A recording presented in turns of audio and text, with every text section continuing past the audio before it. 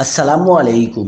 کراچی میں انتہائی افسوسناک واقعہ، سی وی یو پر نوجوان کی مبینہ خودکشی کے معاملے کا ڈراپ سین ہو گیا۔ واقعے نے پولیس کی دوڑیں لگوا دی۔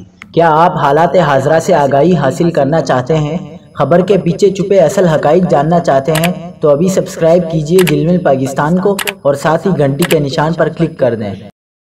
آپ کو بتاتے چلیں کہ 27 سالہ Tahir Mahmood online taxi چلاتا ہے۔ اس نے 2 شادیاں کی تھی اور 2 بچوں کا باپ ہے۔ 2 میں سے ایک بیٹی کا انتقال ہو چکا ہے۔ طاہر کے والد کے مطابق رات گئے بہو نے روتے ہوئے فون پر بتایا کہ طاہر سی وی یو پر ہے اور ہمیں فوری وہاں جانا ہے۔ طاہر نے سمندر میں جاتے ہوئے ویڈیو کال کی تھی اور بتایا کہ میں خودکشی کر رہا ہوں، تم سب خوش رہو۔